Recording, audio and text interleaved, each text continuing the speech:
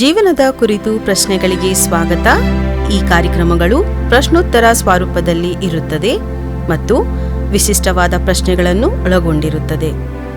ನಿಮ್ಮಂಥ ಕೇಳುಗರು ದೇವರು, ಏಸು, ಸ್ವರ್ಗ ಮತ್ತು ಪ್ರಾರ್ಥನೆಯ ಬಗ್ಗೆ ಒಳಗೊಂಡಂತೆ ಪ್ರಮುಖವಾದ ವಿವಿಧ ಪ್ರಶ್ನೆಗಳ ಬಗ್ಗೆ ಹೊಂದಿರುತ್ತದೆ. ಇಲ್ಲಿ ಯಾವುದೇ ಪ್ರಶ್ನೆಗೆ ಮಿತಿ ಇಲ್ಲ. ಆದರೆ ಈ ಕಾರ್ಯಕ್ರಮವನ್ನು ಮುನ್ನಡೆಸುವ ನಮ್ಮ ನಿರೂಪಕಿ ಮತ್ತು ನಮ್ಮ ಅತಿಥಿ ಈ ಒಂದು ಕಾರ್ಯಕ್ರಮವನ್ನು ವಿಭಿನ್ನ ದೃಷ್ಟಿಕೋನಗಳೊಂದಿಗೆ ನಮ್ಮನ್ನು ನಡೆಸುತ್ತಾರೆ.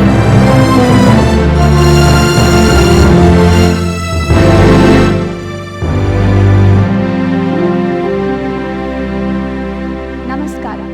ಕ್ರೈಸ್ಟ್ ದ ವರ್ಲ್ಡ್ ಹಾಗೂ ಫೀವಾ ಇಂಡಿಯಾ ಪ್ರಸ್ತುತಪಡಿಸುತ್ತಿರುವ ಜೀವನದ ಕುರಿತು ಪ್ರಶ್ನೆಗಳು ಈ ಕಾರ್ಯಕ್ರಮಕ್ಕೆ ನಿಮ್ಮೆಲ್ಲರಿಗೂ ಮತ್ತೊಮ್ಮೆ ಸ್ವಾಗತ. ನಾನು ನಿಮ್ಮ ಅತಿಥಿಯ ವಿದ್ಯಾ. ನಿಮ್ಮೆಲ್ಲರಿಗೂ ತಿಳಿಸಿರುವ ಹಾಗೆ ಈ ನಮ್ಮ ಕಾರ್ಯಕ್ರಮವು ಪ್ರಶ್ನೆ ಮತ್ತು ಉತ್ತರದ ರೀತಿಯಲ್ಲಿರ್ತದೆ. ನಾವು ನಮ್ಮ ವೀಕ್ಷಕರಿಗೆ ಇರಬಹುದಾದ ಅನೇಕ ವಿಷಯದ ಕುರಿತು ಚರ್ಚಿಸುತ್ತೇವೆ. ಆ ಪ್ರಶ್ನೆಗಳು ಯಾವುದೇ ಆಗಿರಬಹುದು. ನಿಮ್ಮ ಪ್ರಶ್ನೆಗಳಿಗೆ ನಮ್ಮ ಈ ಕಾರ್ಯಕ್ರಮದಲ್ಲಿ ಯಾವುದೇ ಮಿತಿ ಇರುವುದಿಲ್ಲ. ನಿಮ್ಮ ಪ್ರಶ್ನೆಗಳನ್ನು ದಯವಿಟ್ಟು ನಮಗೆ ಬರೆಯಿರಿ. ನಮ್ಮ ಸ್ಕ್ರೀನ್ ಮೇಲೆ ಬರುವ ಈ ಸಂಖ್ಯೆಗೆ ನೀವು ಕರೆ ಮಾಡಬಹುದು ಅಥವಾ ವಾಟ್ಸಪ್ ಮೂಲಕ ನಮಗೆ ಮೆಸೇಜ್ ಕಳಿಸಬಹುದು. ನಮ್ಮ ಈ ಕಾರ್ಯಕ್ರಮದಲ್ಲಿ ನೀವು ಬರೆಯುವ ಪ್ರಶ್ನೆಗಳಿಗೆ ನಾವು ಪ್ರಾರ್ಥಿಸಿ ಉತ್ತರವನ್ನು ಕೊಡಲು ಪ್ರಯತ್ನ ಪಡುತ್ತೇವೆ. ಇಂದಿನ ಈ ಸಂಚಿಕೆಯ ಶೀರ್ಷಿಕೆ ಧನ್ಯತೆಯ ಮಾತುಗಳು. ಈ ಧನ್ಯತೆಯ ಮಾತುಗಳು ಎಂದರೇನು? ನಮ್ಮ ದೈನಂದಿನದ ಜೀವಿತಕ್ಕೆ ಅದು ಉಪಯೋಗವಾಗುತ್ತದೆಯೇ? ನಮ್ಮ ಜೀವನವು ದುಃಖಕರವಾಗಿರುವಾಗ ಸಂತೋಷವಾಗಿ ಬದುಕಲು ಇದು ನಮಗೆ ಸಹಾಯ ಮಾಡುತ್ತದೆಯೇ ಇಲ್ಲವೇ ಎಂದು ನಾವು ಇಂದು ಚರ್ಚೆ ಮಾಡೋಣ. ನಮ್ಮ ಸಂಚಿಕೆಯ ಅತಿಥಿ ಮಿಸ್ಟರ್ ಎನೋಷ್. ಸ್ವಾಗತ ಮಿಸ್ಟರ್ ಎನೋಷ್. ನಮಸ್ಕಾರ. ಈ ಕಾರ್ಯಕ್ರಮವನ್ನು ವೀಕ್ಷಿಸಿರುವಂಥ ನಿಮ್ಮೆಲ್ಲರಿಗೂ ಸಹ ನನ್ನ ಪ್ರೀತಿಯ ನಮಸ್ಕಾರಗಳು. ನಾವು ಚರ್ಚೆಯನ್ನು ಪ್ರಾರಂಭ ಮಾಡುವ ಮುನ್ನ ದೇವರಿಗೆ ಪ್ರಾರ್ಥನೆ ಮಾಡೋಣ. ಪರಲೋಕದಲ್ಲಿರುವ ನಮ್ಮ ತಂದೆಯೇ, ಸ್ವಾಮಿ, ನಿನ್ನ ಮಗನಾದ ಯೇಸು ಕ್ರಿಸ್ತನು ಈ ಭೂಮಿ ಮೇಲೆ ಬಂದಾಗ ನುಡಿದಂಥ ಮಾತುಗಳಲ್ಲಿ ಧನ್ಯತೆಯ ಮಾತುಗಳು ಅತಿ ಪ್ರಾಮುಖ್ಯವಾದದ್ದು. ಸ್ವಾಮಿ, ಈ ಮಾತುಗಳು ನಾವು ಅರ್ಥ ಮಾಡಿಕೊಳ್ಳುವ ಹಾಗೆ ನಮಗೆ ಸಹಾಯ ಮಾಡು. ಯೇಸುವಿನ ಹೆಸರಿನಲ್ಲಿ ಕೇಳಿಕೊಳ್ಳುತ್ತೇವೆ, ಆಮೇನ್. ಎನೋಷ್ಟವ್ರೆ, ನಾನು ಆಲ್ರೆಡಿ ಶೀರ್ಷಿಕೆಯನ್ನು ಹೇಳಿದ್ದೇನೆ, ಧನ್ಯತೆಯ ಮಾತುಗಳು. ಆದರೆ ಈ ಸಂಚಿಕೆಗೆ ಒಂದು ಉಪಶೀರ್ಷಿಕೆಯನ್ನು ನಾವು ಇಟ್ಟುಕೊಂಡಿದ್ದೇವೆ. ಜೀವನವು ದುಃಖಕರವಾಗಿರುವಾಗ ಈ ಧನ್ಯತೆಯ ಮಾತುಗಳು ನಮಗೆ ಸಂತೋಷದಿಂದ ಜೀವಿಸಲು, ದುಃಖದಲ್ಲಿಯೂ ಸಂತೋಷದಿಂದ ಜೀವಿಸಲು ಪ್ರಯತ್ನ ಮಾಡುತ್ತದೆಯೇ ಎಂದು. ಮೊದಲನೆಯ ಪ್ರಶ್ನೆ, ಈ ಧನ್ಯತೆಯ ಮಾತುಗಳು ಅಂದರೆ ಏನು? ನೋಡಿ, ಇವಾಗ ನೀವು ಈ ಧನ್ಯತೆಯ ಮಾತುಗಳು ಎಂಬುದಾಗಿ ಹೇಳುವಾಗ ಎರಡು ಪದ ಉಪಯೋಗಿಸ್ತೀರಿ. ಹೌದು. ಇವಾಗ ನೀವು ಎಲ್ಲದಕ್ಕೂ ಸಂತೋಷ ಎಂಬುದಾಗಿ ಉಪಯೋಗಿಸ್ಬೋದಾಗಿತ್ತು. ಆದರೆ ಧನ್ಯತೆ ಎಂಬುದಾಗಿ ಹೇಳುವಾಗ ಈ ಸಂತೋಷಕ್ಕಿಂತ ಇನ್ನೂ ಉನ್ನತವಾಗಿರುವಂತಹ ಒಂದು ಪದ, ಅಂದರೆ ಸ್ವಲ್ಪ ಇನ್ನೂ ಜಾಸ್ತಿ ಒಂದು ಅರ್ಥವನ್ನ ಹಾಗೂ ಒಂದು ಆಳವನ್ನ ಹೊಂದಿರುವಂಥ ಪದ ಆಗಿರ್ತದೆ. ಈ ಧನ್ಯತೆ ಅಥವಾ ಆಂಗ್ಲ ಭಾಷೆಯಲ್ಲಿ ನಾವು ಇದನ್ನ ಬಿಯಾಟಿಟ್ಯೂಡ್ಸ್ ಎಂಬುದಾಗಿ ಕರಿತೇವೆ. ಈ ಬಿಯಾಟಿಟ್ಯೂಡ್ಸ್ ಎಂಬುದಾಗಿ ಹೇಳುವಾಗ ಲ್ಯಾಟಿನ್ ಭಾಷೆಯ ಬಿಯಾಟಸ್, ಇವಾಗ ನಾವು ಗೂಗಲ್ ಮಾಡಿದ್ರೇನೆ ಸಾಕು, ಅದರಲ್ಲಿ ಹೇಳುತ್ತೆ ಸುಪ್ರೀಂ ಬ್ಲೆಸ್ಸಡ್ನೆಸ್ ಅಂತ ಹೇಳುತ್ತೆ. ಆಯ್ತಾ? ಸೊ ಇವಾಗ ನಾವು ಈ ಬಿಯಾಟಿಟ್ಯೂಡ್ಸ್ ಅಂದ್ರೆ ಬ್ಲೆಸ್ಸಡ್ ಅನ್ನುವಂಥ word, blessed are the poor ಅಂತ ಹೇಳ್ತೀವಲ್ಲ, ಆತ್ಮದಲ್ಲಿ ಬಡವರಾಗಿರುವವರು, ಸೊ ಧನ್ಯರು ಅನ್ನುವಂಥ ಮಾತು. ಆ ಬ್ಲೆಸ್ಸಡ್ ಅನ್ನುವುದಕ್ಕೆ ಗ್ರೀಕ್ ಭಾಷೆಯಲ್ಲಿ ಮಕಾರಿಯೋಸ್ ಅನ್ನುವಂತಹ ಒಂದು ಪದವನ್ನು ಬಳಸಲಾಗಿದೆ. ನೋಡಿ, ಇದೆಲ್ಲವನ್ನ ನಾವು ಅರ್ಥ ಮಾಡಿಕೊಳ್ಬೇಕಾದ್ರೆ ಈ ಧನ್ಯತೆಯ ಮಾತು ಎಂಬುದಾಗಿ ಹೇಳುವಾಗ ಇದು ಒಂದು ರೀತಿಯಾದಂಥ ಮಾರ್ಗಸೂಚಿಗಳು, ದಿಕ್ಸೂಚಿಗಳು. ಏನಕ್ಕೆ ಎಂಬುದಾಗಿ ಹೇಳುವಾಗ ದೇವರು ಹಾಕಿರುವಂಥ ಹಾದಿಯಲ್ಲಿ ನಾವು ನಡೆಯಬೇಕಾದರೆ, ನಮಗೆ ಆ ಸಂತೋಷ ಅಲ್ಲಿ ದೊರಕಬೇಕಾದರೆ ಹೇಗಿರಬೇಕು, ಯಾವ ಸ್ಥಿತಿಯಲ್ಲಿ ನಾವಿರಬೇಕು ಅನ್ನುವಂಥದ್ದನ್ನು ತಿಳಿಸುವಂಥದ್ದು. ಇವಾಗ ಉದಾಹರಣೆಗೆ ನಾವು ಯೇಸುಸ್ವಾಮಿ ಇದ್ದಂತಹ ಆ ಒಂದು ಜಾಗದ ಹಿನ್ನೆಲೆಯನ್ನು ನಾವು ನೋಡಿಕೊಳ್ಳುವಾಗ ಅಲ್ಲಿ ಅನೇಕರು ಆರ್ಥಿಕವಾಗಿ ಕುಂದಿ ಹೋದಂತಹ ಜನರಿದ್ದರು. ಒಂದು ರೀತಿಯಾದಂಥ ಹಸಿವೆಯನ್ನು ಹೊತ್ತಂಥವರು, ಒಂದು ರೀತಿಯಾದಂಥ ಬಾಯಾರಿಕೆಯನ್ನು ಹೊಂದಂಥ ಅನೇಕ ಜನರು ಅಲ್ಲಿ ಆತನ ಹಿಂದೆ ಹೋಗ್ತಾ ಇರ್ತಾರೆ. ಆತನ ಹಿಂದೆ ಹೋಗುವಾಗ ಸುಮಾರು ಎಷ್ಟೋ ಸಾವಿರ ಜನರು ಹಿಂದೆ ಹೋಗ್ತಾರೆ. ನಮಗೆ ಈ ಧನ್ಯತೆಯ ಮಾತುಗಳು ಮತ್ತಾಯನ ಸುವಾರ್ತೆ ಹಾಗೂ ಲೂಕನ ಸುವಾರ್ತೆಯಲ್ಲಿ ನಮಗೆ ಕಂಡು ಬರುತ್ತೆ. ಈ ಮತ್ತಾಯನ ಸುವಾರ್ತೆಯಲ್ಲಿ ಪರ್ವತ ಪ್ರಸಂಗ ಅನ್ನುವಂಥ ಶೀರ್ಷಿಕೆ ಅಡಿಯಲ್ಲಿ ಧನ್ಯತೆಯ ಮಾತುಗಳೊಂದಿಗೆ ಆರಂಭವಾಗುತ್ತೆ. ಲೂಕನ ಸುವಾರ್ತೆಯಲ್ಲೂ ಸಹ ನಾವು ಅದನ್ನೇ ನೋಡ್ತೇವೆ. ಸೊ ಅಲ್ಲಿಗೆ ಈ ಧನ್ಯತೆಯ ಮಾತುಗಳು ಎಂಬುದಾಗಿ ಹೇಳುವಾಗ ಇದು ಒಂದು ರೀತಿಯಾದಂಥ ಮಾರ್ಗಸೂಚಿ. ದೇವರ ಹಾದಿಯಲ್ಲಿ ನಾನು ಹೇಗೆ ನಡೆಯಬೇಕು ಅಂತ ತೋರಿಸ್ಕೊಡುವಂತಹ ಒಂದು ದಿಕ್ಸೂಚಿಯಾಗಿರ್ತದೆ ಈ ಧನ್ಯತೆಯ ಮಾತುಗಳು. ಹಾಗಾದ್ರೆ ಈ ಧನ್ಯತೆಯ ಮಾತುಗಳು ಎಷ್ಟಿವೆ? ಇದು ದಿಕ್ಸೂಚಿ ಅಂತ ಹೇಳಿದ್ರಲ್ಲ, ಸೂಚಿ ಅಂತ ಹೇಳಿದ್ರೆ ನೀವು, ಈ ಧನ್ಯತೆಯ ಮಾತುಗಳು ಎಷ್ಟಿವೆ? ಒಟ್ಟು 8 ಹೇಳಿಕೆಗಳಿದೆ, 8 ಸ್ಟೇಟ್ಮೆಂಟ್ಸ್. ಸೊ ಇಲ್ಲಿ ಧನ್ಯರು ಧನ್ಯರು ಧನ್ಯರು ಅನ್ನುವಂಥದ್ದು 8 ಬಾರಿ ಬರುವಂಥದ್ದಾಗಿರ್ತದೆ. ಸೊ ಅಲ್ಲಿಗೆ 8 ಹೇಳಿಕೆಗಳು ಇರುವಂಥದ್ದಾಗಿರ್ತದೆ. ಹಾಗಾದ್ರೆ ಒಂದೊಂದಾಗೆ ನೀವು ನಮ್ಮ ವೀಕ್ಷಕರಿಗೂ ನನಗೂ ಸಹ ವಿವರಿಸ್ತಾ ಬನ್ನಿ. ಮೊದಲನೆಯದಾಗಿ, ಆತ್ಮದಲ್ಲಿ ಬಡವರಾಗಿರುವವರು ಧನ್ಯರು, ಪರಲೋಕ ರಾಜ್ಯವು ಅವರದು. ಇದರ ಆಳ ಮತ್ತೆ ಇದರ ಅರ್ಥವೇನು? ನೋಡಿ, ಇಲ್ಲಿ ಈ ಧನ್ಯತೆಯ ಮಾತುಗಳನ್ನು ಅರ್ಥ ಮಾಡ್ಕೊಳ್ಳೋದಕ್ಕಿಂತ ಮುಂಚೆ ಇನ್ನೊಂದು ನಾವು ಅರ್ಥ ಮಾಡ್ಕೊಳ್ಬೇಕು. ಆದಿಕಾಲದಲ್ಲಿ ದೇವರು ಹಾಗೂ ಮನುಷ್ಯರ ನಡುವೆ ಸಂಬಂಧ ಬಹಳ ಗಟ್ಟಿಯಾಗಿತ್ತು. ನಮ್ಮ ಮೂಲ ಪಿತೃರು ಆದಾಮ ಹವ್ವಳನ್ನ ನಾವು ತೆಗೆದುಕೊಳ್ಬೇಕಾದ್ರೆ. ಆದರೆ ಯಾವಾಗ ಅವರು ಪಾಪ ಮಾಡಿದರು ಆ ಸಂಬಂಧ ಕಳೆದು ಹೋಗ್ತದೆ. ಈಗ ಯೇಸುಸ್ವಾಮಿ ಬಂದಿರುವಂತಹ ಮುಖ್ಯವಾದ ಕಾರಣ ಜನರು ಹಾಗೂ ತಂದೆಯ ದೇವರ ಮಧ್ಯದಲ್ಲಿ ಸೇತುವೆ ಆಗಿ ನಮ್ಮನ್ನು ಸೇರಿಸಬೇಕೆಂದು. ಅಲ್ಲಿಗೆ ಸ್ವಾಮಿ ಧನ್ಯತೆಯ ಮಾತುಗಳನ್ನು ಹೇಳುವಾಗ ಹೇಗೆ ತಂದೆ ದೇವರೊಟ್ಟಿಗೆ ನನ್ನ ಮಕ್ಕಳನ್ನು ಪ್ರತಿಯೊಬ್ಬೊಬ್ಬರನ್ನು, ಅಂದರೆ ನೀವು ಪ್ರತಿಯೊಬ್ಬೊಬ್ಬರನ್ನು ಹೇಗೆ ತಂದೆಯೊಟ್ಟಿಗೆ ಪುನಃ ಸೇರಿಸಬಹುದು ಅನ್ನುವಂಥ ಉದ್ದೇಶದಿಂದ ಈ ಎಲ್ಲ ಮಾತುಗಳನ್ನು, ಆತನು ಮಾಡುವಂಥ ಎಲ್ಲ ಪ್ರಯತ್ನಗಳನ್ನು ನಾವು ಕಾಣ್ತೇವೆ. ಅದರಲ್ಲಿ ನಮಗೆ ಮೊದಲಾಗಿ ಬರುವಂಥದ್ದು ಆತ್ಮದಲ್ಲಿ ಬಡವರಾಗಿರುವವರು ಧನ್ಯರು, ಪರಲೋಕ ರಾಜ್ಯವು ಅವರದು. ಯಾರಿಗೆ ಬಡವರಾಗಿರಲಿಕ್ಕೆ ಆಸೆ ಇರುತ್ತೆ? ಯಾವತ್ತಾದರೂ ನಾವು ನಮಗಿಂತ ಹೆಚ್ಚಿನ ಆರ್ಥಿಕ ಸ್ಥಿತಿಯಲ್ಲಿರುವಂಥ ಜನರನ್ನು ನೋಡುವಾಗ ಅಯ್ಯೋ ನಾವು ಹಾಗಿರಬೇಕಾಗಿತ್ತು, ನಮ್ಮ ಹತ್ರ ಇದಿರಬೇಕಾಗಿತ್ತು, ನಮ್ಮ ಹತ್ರ ಹಾಗಿರಬೇಕಾಗಿತ್ತು, ಇದಿರಬೇಕಾಗಿತ್ತು ಅನ್ನುವಂಥ ಪುನಃ ಯೋಚನೆಗಳು ನಮಗೆ ಬರ್ತಾ ಇರ್ತದೆ. ಇಲ್ಲಿ ಸ್ವಾಮಿ ಆತ್ಮದಲ್ಲಿ ಬಡವರಾಗಿರುವವರು ಧನ್ಯರು ಎಂಬುದಾಗಿ ಹೇಳುವಾಗ ಒಂದು ರೀತಿಯಲ್ಲಿ ನಿಮ್ಮ ಆತ್ಮದಲ್ಲಿ ಇರುವಂತಹ ಖಿನ್ನತೆ ಆ ಥರ ಇದ್ದಿದ್ದರೆ ಚಿಂತೆ ಇಲ್ಲ, ನಾನು ಅದನ್ನು ನಿಮಗೆ ತುಂಬಿಸ್ತೇನೆ. ಯಾಕೆ ಎಂಬುದಾಗಿ ಹೇಳುವಾಗ ನಾವೆಲ್ಲರೂ ಪ್ರತಿ ಸಮಯ ದೇವರ ಮೇಲೆ ಅವಲಂಬಿತರಾಗಿರಬೇಕು. ನಮಗೆ ದೇವರು ಬೇಕು. ಆ ದೇವರು ಬೇಕಾಗಿರುವುದಾದರೆ ಆತ್ಮದಲ್ಲಿ ಬಡವರಾಗಿರುವುದು ಧನ್ಯರು, ದೇವರೇ ಆ ಸ್ಥಳವನ್ನು ತುಂಬಿಸುವಾತನಾಗಿರ್ತಾನೆ. ಒಂದು ಸಣ್ಣ ಉದಾಹರಣೆಯನ್ನು ಕೊಡಬೇಕಾದ್ರೆ, ಈಗ ನಾವು ಖಾಲಿ ಲೋಟಕ್ಕೆ ನೀರು ತುಂಬೋದಕ್ಕೂ ತುಂಬಿರುವಂಥ ಲೋಟಕ್ಕೆ ನೀರು ತುಂಬೋದಕ್ಕೂ ವ್ಯತ್ಯಾಸ ಇದೆ ಅಲ್ವಾ? ಸೊ ಹಾಗಾಗಿ ನಾವು ಬಡವರಾಗಿದ್ದರೆ, ಆತ್ಮದಲ್ಲಿ ಬಡವರಾಗಿದ್ದರೆ ದೇವರು ಅದನ್ನು ನಮಗೆ ತುಂಬಿಸುವಾತನಾಗಿರ್ತಾನೆ. ಒಂದು ರೀತಿಯಾದಂಥ ಬಂಧನದಿಂದ ನಮ್ಮನ್ನು ಬಿಡಿಸುವಾತನಾಗಿರ್ತಾನೆ ಅನ್ನುವಂಥ ಅರ್ಥ ಆತ್ಮದಲ್ಲಿ ಬಡವರಾಗಿರುವವರು ಧನ್ಯರು, ಪರಲೋಕ ರಾಜ್ಯವು ಅವರದು ಅನ್ನುವಂತಹ ಅರ್ಥ.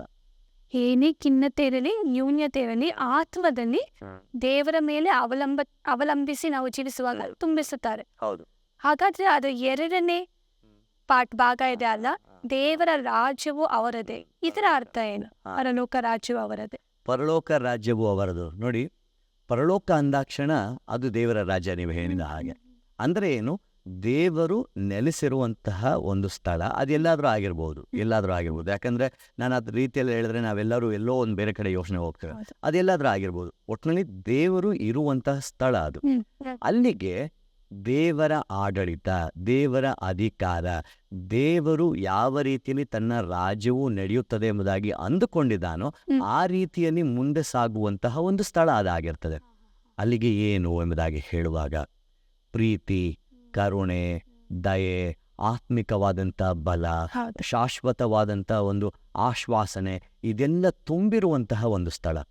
ಅಲ್ಲಿಗೆ ನಿಮ್ಮಲ್ಲಿ ಆ ನ್ಯೂನ್ಯತೆ ಇದ್ದರೆ, ಬಲಹೀನತೆ ಇದ್ದರೆ, ಆತ್ಮದಲ್ಲಿ ಬಡವರಾಗಿದ್ದರೆ ನೀವು ಚಿಂತೆ ಮಾಡಬೇಡಿ, ಪರಲೋಕ ರಾಜ್ಯವು ನಿಮ್ಮದಾಗಿರ್ತದೆ ಅನ್ನುವಂತಹ ಮಾತನ್ನು ಸ್ವಾಮಿ ಇಲ್ಲಿ ಹೇಳ್ತಾ ಇದ್ದಾನೆ. ತುಂಬಾ ಸುಂದರವಾಗಿ ಹೇಳಿದ್ರಿ.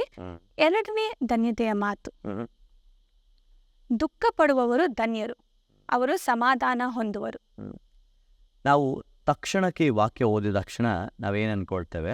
ನಮ್ಮ ಜೀವಿತದಲ್ಲಿ ದುಃಖ ಇದ್ದರೆ ಅಂದರೆ ಅದು ಆದು ಹೋಗುತ್ತೆ, ನಮಗೆ ಸಮಾಧಾನ ಸಿಗತ್ತೆ. ಸೊ ನಾವು ಅನೇಕ ಬಾರಿ ಇದನ್ನು ನಾವು ಸ್ಟಡಿ ಮಾಡಲಿಕ್ಕೆ ಹೋಗೋದಿಲ್ಲ, ನಾವು ಸುಮ್ಮನೆ ಸಾಲನ ಓದಿ ಹೋಗ್ಬಿಡ್ತೇವೆ. ಸೊ ಆ ಸಮಯದಲ್ಲಿ ನಮಗೆ ಈ ವಾಕ್ಯ ಹೀಗೆ ಹೇಳುತ್ತೆ ಡೈರೆಕ್ಟಾಗಿ, ಏನು, ನಂಗೆ ಸ್ವಲ್ಪ ದುಃಖ ಇದೆ, ಆ ದುಃಖದಲ್ಲಿ ಇದ್ದರೆ ಧನ್ಯರು ನಾನು, ಯಾಕಂದರೆ ಸಮಾಧಾನ ನಂಗೆ ಸಿಕ್ಬಿಡತ್ತೆ. ಆದರೆ ಇಲ್ಲಿ ಸ್ವಾಮಿ ಹೇಳೋದೇನೆಂದರೆ, ಇವಾಗ ನಮ್ಮ ಪ್ರಿಯವಾಗಿರುವಂತಹ ವ್ಯಕ್ತಿ ನಮ್ಮನ್ನು ಬಿಟ್ಟಾಗಲಿದ್ದಾರೆ, ಆಯ್ತಾ? ಅದರಿಂದ ಆಗುವಂಥ ದುಃಖದಲ್ಲಿ ನಿಮಗೆ ಸಮಾಧಾನ ಸಿಗತ್ತೆ ಅನ್ನುವಂತಹ ಅರ್ಥವನ್ನು ಇದು ಹೊಂದಿರುವುದಿಲ್ಲ. ಬದಲಾಗಿ ದುಃಖ ಪಡುವವರು ಧನ್ಯರು, ಅವರು ಸಮಾಧಾನ ಹೊಂದುವರು ಎಂಬುದಾಗಿ ಹೇಳುವಾಗ ಆತ್ಮದಲ್ಲಿ ದುಃಖ ಪಡುವಂಥವರು ಧನ್ಯರು. ಅಲ್ಲಿಗೆ ಆತ್ಮದಲ್ಲಿ ಯಾಕೆ ನಮಗೆ ದುಃಖ ಬರ್ತದೆ? ನಮಗೆ ಇವಾಗ ನಾವೇನಂತ ದುಃಖ ಪಡುವವರು ಧನ್ಯರು ಎಂಬುದಾಗಿ ಹೇಳುವಾಗ ಯಾಕೆ ನಮಗೆ ಅಷ್ಟು ದುಃಖ ಆಗತ್ತೆ? ದೇವರ ಒಂದು ನಿಕಟವಾದ ಸಂಬಂಧದಿಂದ ನಾವು ಬೇರ್ಪಟ್ಟು ಹೋದಾಗ ನಮಗೆ ಆ ದುಃಖ ಬರುವಂಥದ್ದಾಗಿರ್ತದೆ. ಹೇಗೆ ಬರ್ತದೆ? ನಾವು ಮಾಡುವಂಥ ಪಾಪಗಳಿಂದ. ಅಂದರೆ ಆ ಪರ್ಫೆಕ್ಟ್ ಅದನ್ನು ನಾವು ಕಳ್ಕೊಂಡ್ಬಿಡ್ತೇವೆ. ನಾವು ಆ ಪರಿಪೂರ್ಣತೆಯನ್ನು, ನಾವು ಪರ್ಫೆಕ್ಟ್ನೆಸ್ ಅಂತೇವಲ್ಲ, ಆ ಪರಿಪೂರ್ಣತೆಯನ್ನು ನಾವು ಕಳ್ಕೊಂಡ್ಬಿಡ್ತೇವೆ. ಸೊ ಆ ಪರಿಪೂರ್ಣತೆಯನ್ನು ಕಳ್ಕೊಂಡಾಗ ನಮಗೇನಾಗುತ್ತೆ? ನಮಗೆ ಆ ದುಃಖದಲ್ಲಿರುವಂಥವ್ರು ನಾವಾಗಿರ್ತೇವೆ. ಸೊ ಅಲ್ಲಿಗೆ ಈ ದುಃಖ ಪಡುವವರು ಧನ್ಯರು, ಅವರು ಸಮಾಧಾನ ಹೊಂದುವರು. ಪುನಃ ದೇವರನ್ನು ಅವಲಂಬಿತರಾಗುವಾಗ ನಮಗೆ ಸಮಾಧಾನ ದೊರಕುವಂಥದ್ದಾಗಿರ್ತದೆ. ನಮ್ಮ ಪಾಪಗಳ ಮೂಲಕ ನಾವು ದೂರ ಹೋಗಿದ್ದರೆ ದೇವರು ನಮ್ಮನ್ನು ಅದರಿಂದ ಬೇರ್ಪಡಿಸಿ ನಮಗೆ ಸಮಾಧಾನವನ್ನು ಕೊಡುವಾತನಾಗಿರ್ತಾನೆ ಅನ್ನುವಂಥದ್ದನ್ನ ಇಲ್ಲಿ ಅರ್ಥ ಮಾಡಿಕೊಡಬಹುದು. ಪಾಪ ಮಾಡಿದಾಗ ಬರುವ ದುಃಖ. ಹಾಗಾದ್ರೆ ಈ ಪಾಪ ಏನು? ಪಾಪ ಸತ್ಯವೇದದಲ್ಲಿ ನಮಗೆ ಪಾಪ ಅನ್ನುವುದಕ್ಕೆ ಅನೇಕ ಉದಾಹರಣೆಗಳಿದೆ. ನಮ್ಮ ಆದಿ ಮೂಲ ಪಿತೃಗಳಿಂದ ಹಿಡಿದು ಸತ್ಯವೇದದಲ್ಲಿ ಬರುವಂಥ ಕಡೆಯ ಅಧ್ಯಾಯದ ವಾಕ್ಯದ ತನಕ ನಮಗೆ ಇದರ ಒಂದು ಅರ್ಥ ನಮಗೆ ಸಿಗುವಂಥದ್ದಾಗಿರ್ತದೆ. ಸೊ ಅಲ್ಲಿಗೆ ಈ ಪಾಪ ಎಂಬುದಾಗಿ ಹೇಳುವಾಗ ದೇವರಿಗೆ ವಿರುದ್ಧವಾಗಿ ಮಾಡುವಂತಹ ಕಾರ್ಯಗಳಾಗಿರ್ಬೋದು. ಅದು ಯಾವುದೇ ಅದು ಯಾವುದೇ ಆಗಿರಲಿ, ಸಣ್ಣದಾದರೂ ಆಗಿರಲಿ, ದೊಡ್ಡದಾದರೂ ಆಗಿರಲಿ. ಸೊ ಅದು ಪಾಪವಾಗಿರ್ತದೆ. ಇವಾಗ ನಾವು ಅನೇಕ ಬಾರಿಯಲ್ಲಿ ತಿಳಿಯದ ಕೆಲವೊಂದು ತಪ್ಪುಗಳನ್ನು ನಮ್ಮಿಂದ ನಡೆದು ಹೋಗುತ್ತೆ. ಅದು ಸಹನೂ ಅಷ್ಟೇ. ಜೊತೆಗೆ ತಿಳಿದೇ ನಾವು ಕೆಲವೊಂದು ಮಾಡ್ತೇವೆ.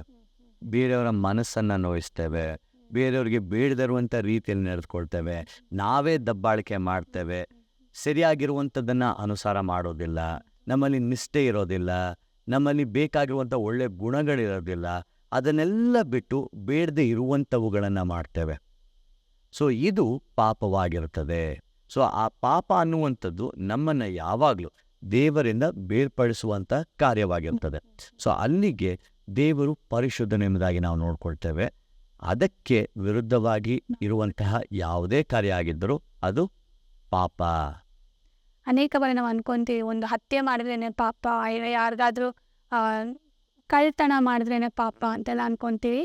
ಆದರೆ ದೇವರ ವಿರುದ್ಧ ಮಾಡುವುದು ಯಾವುದೇ ಸಣ್ಣ ಪುಟ್ಟದ್ದು ನಾವು ಅದು ಪಾಪವಲ್ಲ ಅಂದುಕೊಂಡಿದ್ದರೂ ಅದು ನಮ್ಮನ್ನ ದೇವರಿಂದ ಬೇರ್ಪಡಿಸುತ್ತದೆ ಅಂತ ಹೇಳಿ ನಾನು ಇನ್ನೊಂದು ಉದಾಹರಣೆ ಕೊಡಲಿಕ್ಕೆ ಇಷ್ಟಪಡ್ತೇನೆ. ಉದಾಹರಣೆ ಎಂಬುದಾಗಿ ಹೇಳುವಾಗ, ಈಗ ನೋಡಿ, ನಾವು ಜನರ ಮಧ್ಯೆ ಇರಬೇಕಾದ್ರೆ ಒಂದು ರೀತಿಯಲ್ಲಿ ಇರ್ತೇವೆ, ಒಳ್ಳೆಯ ರೀತಿಯಲ್ಲಿ ನಡ್ಕೊಳ್ತೇವೆ. ಆದರೆ ಜನರನ್ನು ಬಿಟ್ಟು ನಾವು ವೈಯಕ್ತಿಕ ಜೀವಿತದಲ್ಲಿರಬೇಕಾದ್ರೆ ಹೇಗೆ ನಡ್ಕೊಳ್ತೇವೆ? ಯಾವ ರೀತಿಯಾದಂಥ ಗುಣಗಳನ್ನು ನಾನಲ್ಲಿ ತೋರಿಸ್ತೇನೆ? ಇವಾಗ ಹೊರಗಡೆ ಜನರೊಟ್ಟಿಗೆ ನಾವು ಚೆನ್ನಾಗಿರ್ತೇವೆ, ನನ್ನ ಕುಟುಂಬದ ಮಧ್ಯದಲ್ಲಿ ಅದೇ ರೀತಿಯಲ್ಲಿದ್ದೇನಾ? ಇವಾಗ ಕುಟುಂಬದ ಮಧ್ಯದಲ್ಲಿ ಚೆನ್ನಾಗಿರ್ತೇನೆ, ಆದರೆ ಹೊರಗಡೆ ಜನರ ಜೊತೆ ಅದೇ ರೀತಿಯಲ್ಲಿದ್ದೇನಾ? ಸೊ ಇದರಲ್ಲಿ ಚೇಂಜಸ್ ಬರಬಾರ್ದು. ನಾವೇನಂದರೆ ಮನುಷ್ಯರು ಬಹಳ ಮ್ಯಾನಿಪುಲೇಟಿವ್. ಅಂದರೆ ಇವಾಗ ಒಂದು ರೀತಿಯಲ್ಲಿ ಇರ್ತೇವೆ, ಮುಂದೆ ಸನ್ನಿವೇಶ ಹೇಗಾಗುತ್ತೆ ಆ ರೀತಿ ನಾವು ತಿಳ್ಕೊಳ್ತೇವೆ. ಸೊ ಇದೆಲ್ಲವೂ ಸಹ ದೇವರಿಗೆ ವಿರುದ್ಧವಾಗಿರುವಂತಹ ಕಾರ್ಯಗಳಾಗಿರ್ತವೆ. ಇನ್ನೊಂದು ವಿಷಯ ಹೇಳಿದ್ರೆ ನೀವು ಆತ್ಮದಲ್ಲಿ ದುಃಖ ಪಡುವುದು, ಸ್ಪಿರಿಚುವಲ್ ಮಾರ್ನಿಂಗ್, ಅದ್ರ ಬಗ್ಗೆ ಇನ್ನೂ ಸ್ವಲ್ಪ ಹೆಚ್ಚಾಗಿ ಹೇಳ್ತೀರಾ ನಮಗೆ? ಅಂದರೆ ನಾ ಹೇಳ್ದನಲ್ಲ, ಆರಂಭದಲ್ಲೇ ಹೇಳಿದೆ, ಯಾವಾಗ ನಾವು ದೇವರಿಂದ ಬಿಟ್ಟು ಹೋಗ್ತೇವೆ, ನಾವು ಅಂದ್ಕೊಳ್ತೇವೆ ನಾವು ಸಂತೋಷವಾಗಿದ್ದೇವೆ, ನಮ್ಗೆಲ್ಲಾನು ಇದೆ, ಎಲ್ಲನೂ ದೊರಕಿದೆ, ಎಲ್ಲನೂ ಸಿಕ್ಕಿದೆ, ಯಾವುದೇ ರೀತಿಯಾದಂಥ ಕೊರತೆ ಇಲ್ಲ. ಆದರೂ ನಿಮಗೆ ಅನಿಸಿದ್ಯಾ, ಯಾವಾಗಲೂ ನಾವು ಯಾವುದರಿಂದನೇ ಓಡ್ತಾನೆ, ನನಗೆ ಇದೇನಾದರೂ ಬೇಕಾ, ಅದೇನಾದರೂ ಬೇಕಾ, ಇದು ಸಿಕ್ಕಿದ್ರೆ ನಂಗೆ ಸಂತೋಷ ಸಿಗತ್ತಾ, ಅದು ಸಿಕ್ಕಿದ್ರೆ ನಂಗೆ ನೆಮ್ಮದಿ ಸಿಗತ್ತಾ, ಇದು ಸಿಕ್ಕಿದ್ರೆ ನನ್ನ ಜೀವಿತ ಪರಿಪೂರ್ಣ ಆಗತ್ತಾ, ಓಡ್ತಾನೇ ಇರ್ತೇವೆ. ನಮಗೆ ಗೊತ್ತಿಲ್ಲ, ನಾವು ಸಂತೃಪ್ತತೆಯನ್ನು ಹೊಂದದೇ ಇಲ್ಲ. ಸೊ ಆ ಸಂತೃಪ್ತತೆ ಸಿಗಬೇಕಾದ್ರೆ, ಸೊ ಅಲ್ಲಿಗೆ ಆ ದುಃಖ ನಮಗೆ ಬರುತ್ತಲ್ಲ, ಆ ಸಂತೃಪ್ತತೆ ಇಲ್ಲದೇ ಇರುವಂಥ ಕಾರಣದಿಂದ ನಮಗೆ ಆ ದುಃಖ ಇರುತ್ತೆ. ಸೊ ಆತ್ಮದಲ್ಲಿ ಒಂದು ದುಃಖ ಪಡುವವರು ಧನ್ಯರು ಎಂಬುದಾಗಿ ಹೇಳುವಾಗ ನಾವು ದೇವರಿಂದ ದೂರ ಹೋಗಿದ್ದೇವಲ್ಲ, ಅದರ ಮೂಲಕ ನಮಗೆ ಸಂತೃಪ್ತತೆ ಸಿಗ್ತಾ ಇಲ್ಲ. ಅದು ಪುನಃ ಸಂತೃಪ್ತತೆ ಸಿಗಬೇಕಾದ್ರೆ ನಾವೇನು ಮಾಡಬೇಕು? ಪುನಃ ದೇವರ ಹತ್ರ ಬರಲೇಬೇಕು. ಆ ಸಂತೃಪ್ತತೆ ಇಲ್ಲದೆ ಇರುವ ದುಃಖ, ಅದು ಅದರ ಬಗ್ಗೆ ಈ ಧನ್ಯತೆಯ ಮಾತು ಹೇಳ್ತಾ ಇದೆ ಅಂತ ಹೇಳ್ತೀರ. ಥ್ಯಾಂಕ್ ಯು ಎನೋಶ್ ಅವರೇ. 3ನೇ ಧನ್ಯತೆಯ ಮಾತಿಗೆ ಹೋಗೋಣ. ಶಾಂತರು ಧನ್ಯರು, ಅವರು ಭೂಮಿಗೆ ಬಾಧ್ಯರಾಗುವರು. ಆಂಗ್ಲ ಭಾಷೆಯಲ್ಲಿ ಮೀಕ್ ಅನ್ನುವಂಥ ಪದವನ್ನು ಬಳಸಲಾಗತ್ತೆ. ಈ ಶಾಂತರು ಎಂಬುದಾಗಿ ಹೇಳುವಾಗ ನೋಡಿ, ನಮ್ಮ ಬಳಿಯಲ್ಲಿ ಅಥವಾ ನಮ್ಮಲ್ಲಿ ಧೈರ್ಯವಿದ್ದು ನಮ್ಮನ್ನು ನಾವು ನಿಯಂತ್ರಿಸಿಕೊಳ್ತೇವೆ, ಸೆಲ್ಫ್ ಕಂಟ್ರೋಲ್ ಮಾಡ್ಕೊಳ್ತೀವಲ್ಲ, ಅದು ಬಹಳ ಕಷ್ಟ. ಅದನ್ನು ಮಾಡುವಾಗ ಧನ್ಯರು ಎಂಬುದಾಗಿ ಹೇಳುವಂಥ ವಾಕ್ಯ ಇದಾಗಿರ್ತದೆ. ಏನಂತೆ? ಶಾಂತರು, ಬ್ಲೆಸ್ಡ್ ಆರ್ ದ ಮೀಕ್. ನಾವು ಎಷ್ಟೇ ಬಲಶಾಲಿಗಳಾಗಿದ್ದರೂ, ನಮ್ಮಲ್ಲಿ ಎಷ್ಟೇ ಶ್ರೇಷ್ಠತೆಗಳಿದ್ದರೂ ನಮ್ಮನ್ನು ತಗ್ಗಿಸಿಕೊಳ್ಳುವುದೇ ಆದರೆ ಸೆಲ್ಫ್ ಕಂಟ್ರೋಲ್ ಎಂಬುದಾಗಿ ಹೇಳ್ತೇವೆ. ನಾವು ಈ ಜ್ಞಾನೋಕ್ತಿಗಳ ಪುಸ್ತಕದಲ್ಲಿ ನಾವು ನೋಡಿಕೊಳ್ಳುವಾಗ ತನ್ನನ್ನು ಆಳುವವನು ಎಷ್ಟೋ ಸಿಟಿಗಳನ್ನು ಗೆದ್ದಿರುವುದಕ್ಕಿಂತ ಹೆಚ್ಚಿನವನು ಅನ್ನುವಂಥ ವಾಕ್ಯ ಹೇಳುತ್ತೆ. ಸೊ ಅಲ್ಲಿಗೆ ಸೆಲ್ಫ್ ಕಂಟ್ರೋಲ್ ಬಹಳ ಮುಖ್ಯ. ತನ್ನನ್ನು ಆಳುವವನು ಶಾಂತನು ಧನ್ಯರು ಎಂಬುದಾಗಿ ಹೇಳುವಾಗ ತನ್ನನ್ನು ಎಷ್ಟರ ಮಟ್ಟಿಗೆ ಎಲ್ಲ ಶ್ರೇಷ್ಠತೆಗಳಿದ್ದಾಗ್ಯೂ ತಗ್ಗಿಸಿಕೊಳ್ಳುವಂಥವರಿರ್ತಾರೆ, ಅವರು ಶ್ರೇಷ್ಠರು ಅನ್ನುವಂತಹ ಮಾತು ಅಥವಾ ಧನ್ಯರು ಅನ್ನುವಂತಹ ಮಾತು ನಮಗೆ ಇಲ್ಲಿ ಕಂಡು ಬರ್ತವೆ. ಶಾಂತರು, ಧನ್ಯರು. ಈ ಸೆಲ್ಫ್ ಕಂಟ್ರೋಲ್, ಈ ಶಾಂತತೆಯನ್ನು ನಾವು ನಿಜವಾಗಲೂ ಅಭ್ಯಾಸ ಮಾಡಬಹುದಾ? ಯಾಕಂದರೆ ನೀನು ನೋಡಿದಾಗೆ ನಾವೇನು ಮಾಡದೇ ಇದ್ರೂ ನಮ್ಮ ಮೇಲೆ ಜಗಳ ಮಾಡೋರು ಅಥವಾ ನಮಗೆ ಕಷ್ಟವನ್ನು ಕೊಡುವವರು ಇದ್ದೇ ಇರ್ತಾರೆ. ಅಂಥ ಪರಿಸ್ಥಿತಿಯಲ್ಲಿ ನಾವು ಹೇಗೆ ಶಾಂತತೆಯನ್ನು ಅಭ್ಯಾಸ ಮಾಡೋಗುತ್ತೆ? ಕೆಲವೊಮ್ಮೆ ಶಾಂತವಾಗಿದ್ದರೆ ಏನು ಅನ್ಕೊತಾರೆ ಗೊತ್ತಾ, ಇವ್ರ ಕೈಲಿ ಏನಾಗಲ್ಲ ಅದಕ್ಕೆ ಸುಮ್ಮನಿದ್ದಾರೆ ಅನ್ನೋ ಜನ ತುಂಬ ಇರ್ತಾರೆ. ನಿಮ್ಮ ಶಾಂತತೆ ಅದು ನಿಮ್ಮ ಬಲಹೀನತೆ ಅಲ್ಲ, ಆಯಿತಾ? ನಿಮ್ಮ ಶಾಂತತೆ ಅದು ಬಲಹೀನತೆ ಅಲ್ಲ. ಯಾಕೆಂದರೆ ಯೇಸುಸ್ವಾಮಿ ಬಂದಂತಹ ಕಾರಣ ಏನು ಅಂದರೆ, ಈ ನಶಿಸಿ ಹೋಗಿರುವಂತಹ ಭೂಮಿಯನ್ನು ಪುನಃಸ್ಥಾಪಿಸಲು, to restore the broken world. So ಅಲ್ಲಿಗೆ ಸ್ವಾಮಿ ಪುನಃ ಅದನ್ನು ಪುನಃಸ್ಥಾಪಿಸಬೇಕಾದರೆ ಈ ರೀತಿಯಾದಂಥ ಕಾರ್ಯಗಳನ್ನು ಮಾಡಿಕೊಳ್ಬೇಕು. ಇವಾಗ ಏನು ಇಲ್ಲದವರಾಗಿ ನಾವು ಸುಮ್ಮನೆ ಇದ್ಬಿಡ್ತೇವೆ, ಆದರೆ ಎಲ್ಲವೂ ಇದ್ದವರಾಗಿ ತಾಳಿಕೊಳ್ಳುವುದಕ್ಕೆ ಸಾಧ್ಯವಾ? ಶಾಂತತೆಯನ್ನು ಕಾಪಾಡುವುದಕ್ಕೆ ಸಾಧ್ಯವಾ? ಅದರಲ್ಲಿ ಮುಂದುವರಿಯುವುದಕ್ಕೆ ಸಾಧ್ಯವಾ? ಇದೆಲ್ಲವೂ ಸವಾಲುಗಳನ್ನು ಒಡ್ಡುವಂಥ ಪ್ರಶ್ನೆ. ಅಂದರೆ ಇಲ್ಲಿ ಈ ದಿನ ನಾನು ಆರಂಭ ಮಾಡ್ತೇನೆ, ಈ ದಿನದನೇ ನಾನು ಕಲ್ತು ಬಿಡ್ತೇನೆ ಅನ್ನುವಂತಹ ಉತ್ತರ ಇಲ್ಲ. ಇದು ಒಂದು ರೀತಿಯಾದಂಥ ಶಿಸ್ತಿನ ಪರಿಸ್ಥಿತಿ. ನಮ್ಮನ್ನು ನಾವು ದಂಡಿಸಿಕೊಂಡು ಯಾವ ರೀತಿಯಲ್ಲಿ ಇದಕ್ಕೆ ಸಿದ್ಧರಾಗ್ತೇವೆ, ಆ ಶಾಂತತೆಯನ್ನು ಕಾಪಾಡಲು ನಮ್ಮಿಂದ ಸಾಧ್ಯವೇ ಅನ್ನುವಂತಹ ಉತ್ತರ ಇದಾಗಿರ್ತದೆ. ಸೊ ಅಲ್ಲಿಗೆ ಶಾಂತರು ಧನ್ಯರು ಎಂಬುದಾಗಿ ಹೇಳುವಾಗ ನಮ್ಮಲ್ಲಿ ಎಲ್ಲವೂ ಇದ್ದಾಗ್ಯೂ ಸಹ ನಮ್ಮನ್ನು ನಾವು ಎಷ್ಟರ ಮಟ್ಟಿಗೆ ತಗ್ಗಿಸಿಕೊಳ್ತೇವೆ, ಸೆಲ್ಫ್ ಕಂಟ್ರೋಲ್, ನಮ್ಮನ್ನು ನಾವು ಆಳುವಂಥವರಾಗಿರ್ತೇವೆ ಅನ್ನುವಂಥದ್ದು ಇಲ್ಲಿ ಪ್ರಶ್ನೆ ಆಗಿರ್ತದೆ. ನೀವು ಇನ್ನೊಂದು ಸಂಚಿಕೆಯಲ್ಲಿ ಹೇಳಿ ನಮ್ಮ ಎಲ್ಲ ಇಂದ್ರಿಯಗಳನ್ನು ನಾವು ಆಳುವಂಥವರಾಗಿರಬೇಕು ಅಂತ. 2ನೇ ಭಾಗ ಈ ಧನ್ಯತೆಯ ಮಾತಲ್ಲಿ ಭೂಮಿಗೆ ಬಾಧ್ಯರಾಗುವರು. ಅದು ತುಂಬ ಇಂಟ್ರೆಸ್ಟಿಂಗ್ ಆಗಿದೆ.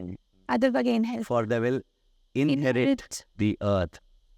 ನೋಡಿ, ಸ್ವಾಮಿ ಇವಾಗ ನಾವು ಯೋಹಾನನು ಬರೆದಂಥ ಪ್ರಕಟಣೆಯ ಗ್ರಂಥದಲ್ಲಿ ನಾವು ನೋಡುವಾಗ ಕಡೆಯ ಅಧ್ಯಾಯಗಳ 20, 21, 22ನೇ ಅಧ್ಯಾಯಗಳಲ್ಲಿ ಒಂದು ನೂತನ ಆಕಾಶ, ನೂತನ ಭೂಮಿ ಅನ್ನುವಂಥದ್ದು. ಈ ಶಾಂತರು ಧನ್ಯರು ಎಂಬುದಾಗಿ ಹೇಳುವಾಗ ಸ್ವಾಮಿ ಬಯಸುವಂಥ ಗುಣವನ್ನು ನಾವು ಪಾಲಿಸಿ ನಡೆಯುವವರು ಆದರೆ ನಾವೇನು ಮಾಡ್ತೇವಂತೆ, ಆ ಭೂಮಿಗೆ ಬಾಧ್ಯರಾಗ್ತೇವೆ. ಯಾಕೆಂದರೆ ಯಾವಾಗಲೂ ಅಷ್ಟೇ ಈ ಧನ್ಯತೆ ಮಾತುಗಳ ಒಂದು ವೈಶಿಷ್ಟ್ಯತೆ ಏನು ಅಂದರೆ, ಇವರು ಧನ್ಯರು, ಅಂತಹ ಜನರು ಇದನ್ನು ಹೊಂದುವರು ಅನ್ನುವಂಥದ್ದನ್ನು ನಾವು ಈಗಾಗಲೇ ಮೂರನ್ನು ನಾವು ನೋಡ್ಕೊಂಡಿದ್ದೇವಲ್ಲ. ಅಲ್ಲಿಗೆ ಆ ಒಂದು ಆ ಪುರಸ್ಕಾರ ಅನ್ನುವಂಥದ್ದು, ಆ ಒಂದು ರಿವಾರ್ಡ್ ಅನ್ನುವಂಥದ್ದು ಇರುವಂಥದ್ದಾಗಿರ್ತದೆ. ಸೊ ಅಲ್ಲಿಗೆ ಇವಾಗ ನೀನು ಶಾಂತತೆಯನ್ನು ಕಾಪಾಡ್ತದೆಯಲ್ಲ ಅಪ್ಪ, ಅದಕ್ಕೂ ನೀನು ಬೇಜಾರು ಪಟ್ಕೊಳ್ಬೇಡ. ಯಾರು ಕಾಪಾಡೋಕ್ಕಾಗತ್ತೆ? ನೀನು ಕಾಪಾಡು. ಯಾಕೆಂದರೆ ಆ ಭೂಮಿಗೆ ನೀನು ಬಾಧ್ಯನಾಗ್ತೀಯ. ಈ ಲೋಕದಲ್ಲಿ ನಾವು ಏನೆಲ್ಲ ಮಾಡ್ಬೋದು, ಎಷ್ಟೆಲ್ಲ ಗುಡ್ಡೆ ಇಡ್ಬೋದು, ನಾವು ಎಷ್ಟೆಲ್ಲ ನಾವು ಶೇಖರಣೆ ಮಾಡ್ಬೋದು, ಸಂಗ್ರಹಿಸ್ಕೊಳ್ಬೋದು. ಆದರೆ ನಾನು ಈ ಲೋಕದಲ್ಲಿ ತೀರಿ ಹೋದ ನಂತರ ಅದನ್ನು ಯಾರು ಅನುಭವಿಸ್ತಾರೆ ಅಂತಲೂ ನಂಗೆ ಗೊತ್ತಿರೋದಿಲ್ಲ. ಆದರೆ ಈ ಭೂಮಿ ಇದೆಯಲ್ಲ, ದೇವರ ರಾಜ್ಯದ ಭೂಮಿ ಇದೆಯಲ್ಲ, ಅಲ್ಲಿ ನಮಗೆ ಇದೆಲ್ಲದರ ಅರಿವಿರ್ತದೆ. ಸೊ ಅಲ್ಲಿಗೆ ಆ ಭೂಮಿಗೆ ನೀವು ಬಾಧ್ಯರಾಗ್ತೀರಾ, ಶಾಂತರು ಧನ್ಯರು ಅನ್ನುವಂತಹ ಮಾತು. ಇಷ್ಟು ಪ್ರಶ್ನೆಗಳಲ್ಲಿ ನನಗೆ ತಿಳಿದು ಬಂದಿರುವಂಥದ್ದು ಈ ಧನ್ಯತೆಯ ಮಾತುಗಳು ನಶಿಸಿ ಹೋಗುವ ಈ ಭೂಮಿಯ ಬಗ್ಗೆ ಅಲ್ಲ, ನಮ್ಮ ನಿತ್ಯ ಜೀವದ ಬಗ್ಗೆ ಮತ್ತು ದೇವರ ರಾಜ್ಯ ಬಂದಾಗ ಅದರ ಕುರಿತು ಮಾತನಾಡುವಂಥದ್ದಾಗಿದೆ.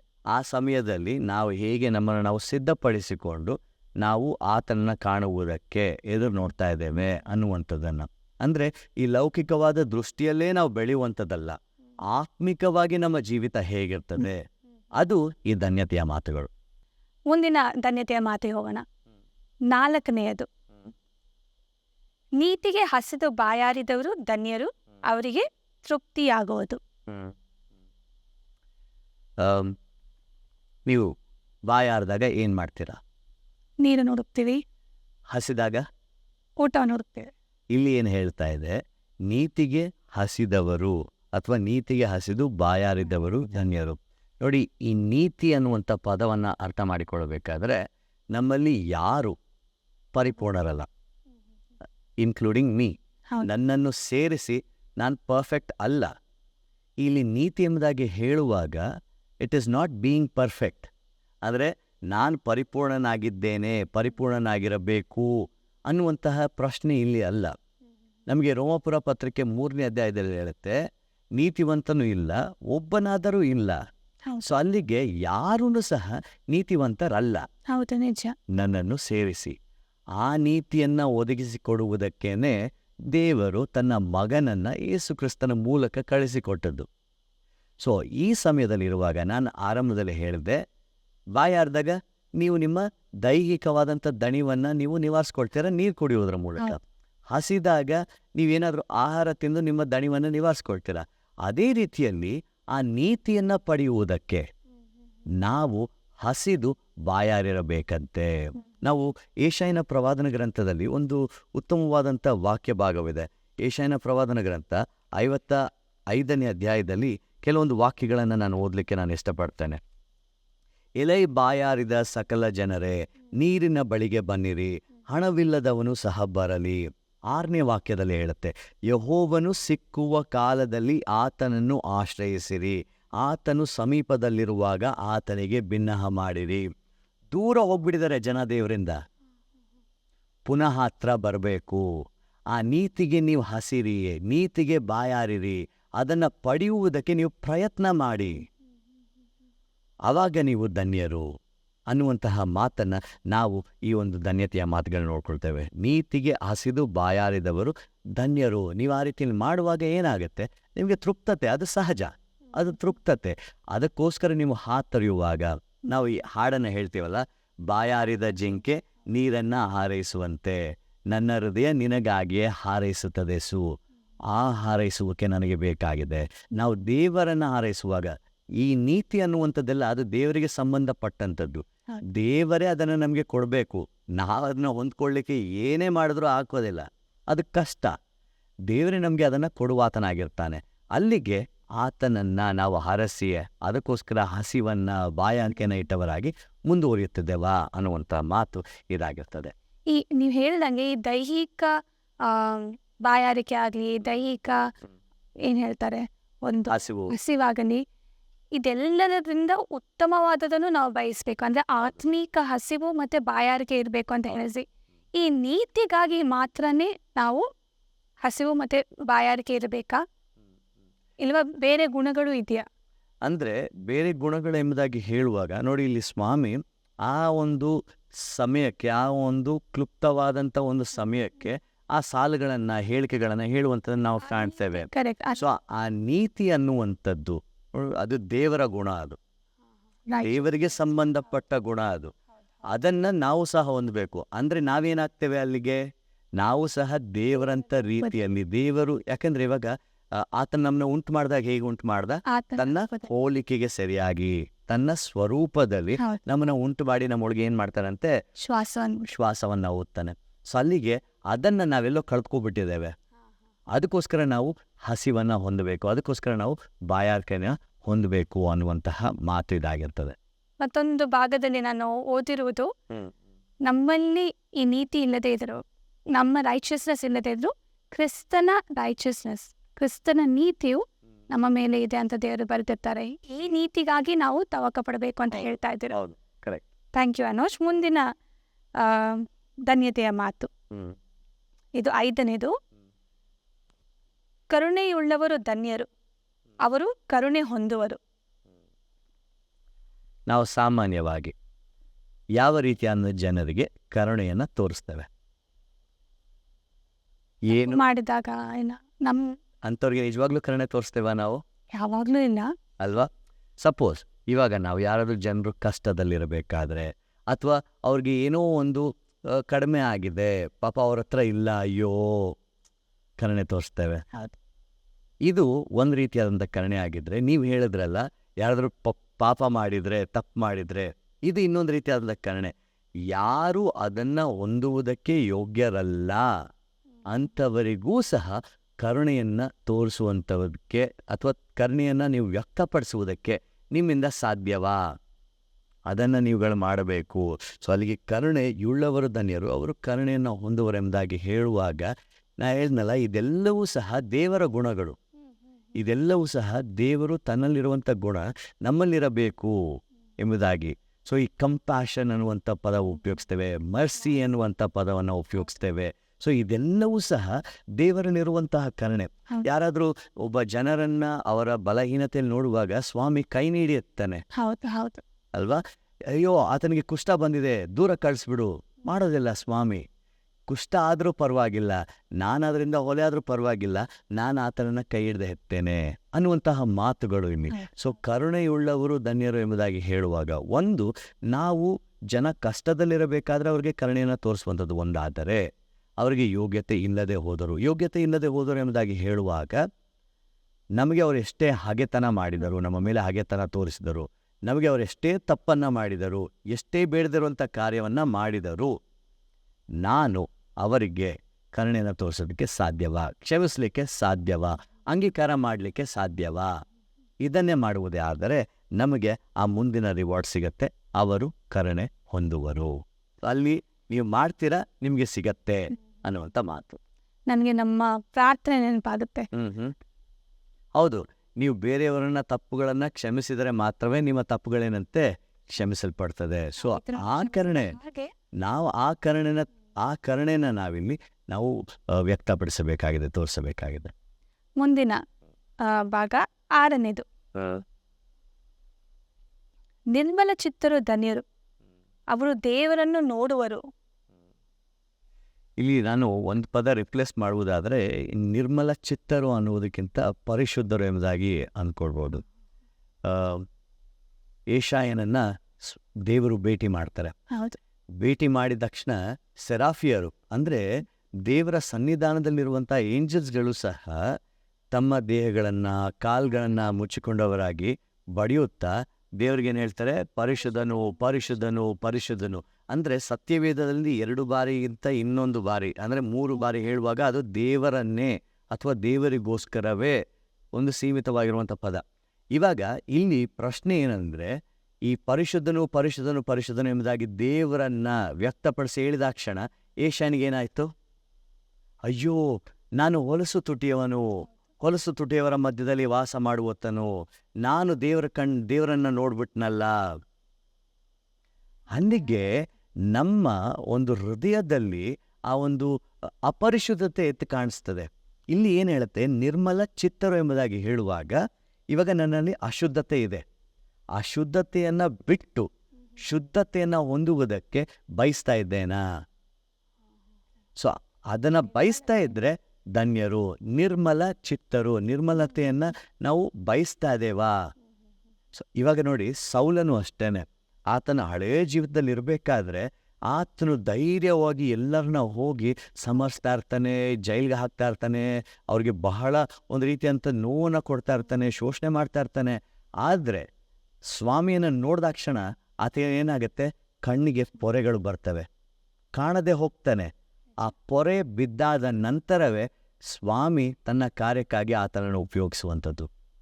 ಪೇತ್ರನು ಅಷ್ಟೇ, ಆತನ ಸಮುದ್ರದಲ್ಲಿ ಮೀನು ಹಿಡಿತಾ ಇರ್ತಾನೆ, ನೀನು ಬಲಗಡೆಗೆ ಹಾಕಪ್ಪ ಬಲೆನ ಎಂಬುದಾಗಿ ಹೇಳುವಾಗ ಬಲಗಡೆಗೆ ಹಾಕಿದಾಕ್ಷಣ ಆತನಿಗೆ ಎಷ್ಟೊಂದು ಮೀನು ಸಿಗತ್ತೆ.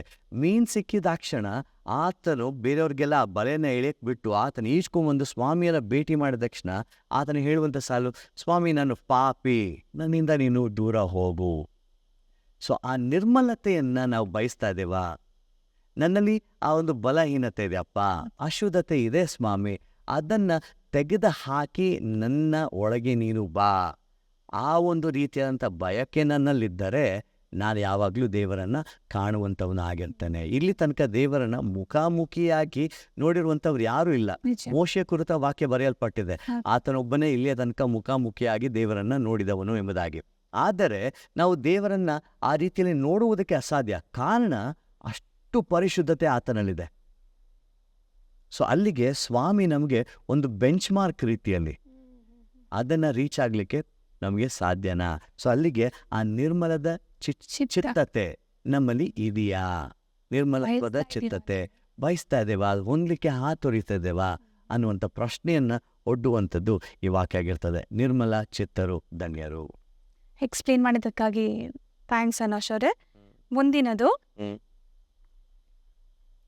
ಸಮಾಧಾನ ಪಡಿಸುವವರು ಧನ್ಯರು, ಅವರು ದೇವರ ಮಕ್ಕಳು ಅನ್ನಿಸಿಕೊಳ್ಳುವರು. ಸಮಾಧಾನ ಎಂಬುದಾಗಿ ನಾವು ನೋಡಿಕೊಳ್ಳುವಾಗ ಮೊದಲನೆಯದಾಗಿ ನಮ್ಮೊಳಗಿನ ಸಮಾಧಾನದ ಕುರಿತು ನಾವು ಅರ್ಥ ಮಾಡಿಕೊಳ್ಳಬಹುದು. ನನ್ನಲ್ಲಿ ಆ ಸಮಾಧಾನದ ಜೀವಿತ ಇದೆಯಾ? ಎರಡನೆಯದಾಗಿ ಹೊರಗಿನ ಜನರಿಗೆ ಸಮಾಧಾನ ಕೊಡುವಂಥವರು ನಾವಾಗಿದ್ದೇವಾ? ಮೂರನೆಯದಾಗಿ ನಾವು ನೋಡಿಕೊಳ್ಳಬೇಕಾದ್ರೆ ಆತ್ಮಿಕವಾದಂಥ ರೀತಿಯಲ್ಲಿ ಸಮಾಧಾನ ನಮಗಿದೆಯಾ? ನಾವು ಪತ್ರಿಕೆಗಳಲ್ಲಿ ನೋಡಬೇಕಾದ್ರೆ ಪೌಲನು ಹೇಳ್ತಾನೆ, ಎಲ್ಲ ಗ್ರಹಿಕೆಯನ್ನು ಮೀರುವಂಥ ದೇವರ ಸಮಾಧಾನವು ಶಾಂತಿಯು ನಿಮ್ಮೊಂದಿಗೆ ಇರಲಿ. ಸ್ವಾಮಿ ಪುನರುತ್ಥಾನ ಹೊಂದಿದಾಕ್ಷಣ ಆತನು ಎಷ್ಟು ಬಾರಿ ಬಂದು ತನ್ನ ಶಿಷ್ಯರನ್ನು ಭೇಟಿ ಮಾಡಿದಾಗ ಹೇಳಿದಂಥ ಮಾತು ಇದೇನೆ, ನಿಮಗೆ ಸಮಾಧಾನ ಆಗಲಿ. ಸ್ವಾಮಿ ಬಿಟ್ಟು ಹೋಗ್ಬೇಕಾದ್ರೂ ಸಹ ಹೇಳುವಂಥದ್ದು ಅಷ್ಟೇ, ನಾನು ನಿಮಗೆ ಸಮಾಧಾನವನ್ನು ಕೊಡ್ತೇನೆ, ಶಾಂತಿಯನ್ನು ಕೊಡ್ತೇನೆ, ಅದು ಈ ಲೋಕದದ್ದಲ್ಲ, ಆದರೆ ನಾನು ಕೊಡುವಂಥ ಸಮಾಧಾನ ಶಾಂತಿಯನ್ನು ನೀವು ಹೊಂದುವಂಥವರಾಗಿರ್ತೀರ. ಸೊ ಇಲ್ಲಿ ಸಮಾಧಾನ, ಆ ರೀತಿಯಾದಂಥ ಸಮಾಧಾನ ಇದಾಗಿರ್ತದೆ. ಒಂದು ಏನು, ನಮ್ಮ ಒಳಗಿನ ಸಮಾಧಾನ, ನಾನು ಸಮಾಧಾನ ಹೊಂದವನಾಗಿದ್ದೇನಾ? ಎರಡನೇದಾಗಿ ನನ್ನ ಆತ್ಮಿಕವಾದಂಥ ಸಮಾಧಾನ. ಮೂರನೇದಾಗಿ ಇತರರಿಗೆ ನಾನು ಆ ಸಮಾಧಾನವನ್ನು ಕೊಡುವಾತನಾಗಿರ್ತೇನಾ? ಸೊ ಇಲ್ಲಿ ಅದನ್ನು ಪಡಿಸುವುದೇ ಆದರೆ ನಾವೇನಂತೆ, ನಾವು ದೇವರ ಮಕ್ಕಳು ಆಗ್ತೇವೆ. ಈ ಯೋಹಾನನ ಸುವಾರ್ತೆಯಲ್ಲಿ ವಾಕ್ಯ ಹೇಳುತ್ತೆ, ಯಾರ್ಯಾರು ಆತನನ್ನು ಅಂಗೀಕರಿಸಿದರೋ, ಅಂದರೆ ಆತನ ಹೆಸರಿನಲ್ಲಿ ನಂಬಿಕೆ ಇಟ್ಟರೋ ಅವರಿಗೆ ದೇವರ ಮಕ್ಕಳಾಗುವ ಅಧಿಕಾರ ಕೊಟ್ಟನು. ಇಲ್ಲಿ ಹೇಳ್ತದೆ ಸಮಾಧಾನ ಪಡಿಸುವವರು. ಒಂದು ರೀತಿಯಲ್ಲಿ ನೋಡಿ, ದೇವರ ಹಾಗೂ ಮಕ್ಕಳ ಮಧ್ಯದಲ್ಲಿ ಸಮಾಧಾನ ಪಡಿಸೋದಕ್ಕೆ ಯಾರು ಬಂದರು? ಯೇಸು ಕ್ರಿಸ್ತನ. ಸೊ ತಂದೆಯ ಮಗ, ಅರ್ಥ ಆಗ್ತದೆಯಾ? ದೇವರ ಮಗ. ಸೊ ಅಲ್ಲಿಗೆ ನಾವು ಸಮಾಧಾನ ಪಡಿಸುವವರೇ ಆದರೆ ನಾವು ದೇವರ ಮಕ್ಕಳು ಅನ್ನಿಸಿಕೊಳ್ತೇವೆ ಅನ್ನುವಂಥ ಅರ್ಥವನ್ನು ಹೊಂದಿರ್ತದೆ. ಸಮಾಧಾನ ಹೊಂದಿ ಅದನ್ನು ಇತರರಿಗೆ ಕೊಟ್ಟು ಸಮಾಧಾನ ಪಡಿಸುವವರು ಆಗಿರ್ಬೇಕು ನಾವು. ಆ ರೀತಿಯಲ್ಲಿ. Thank you Anoj. ಮುಂದಿನದು,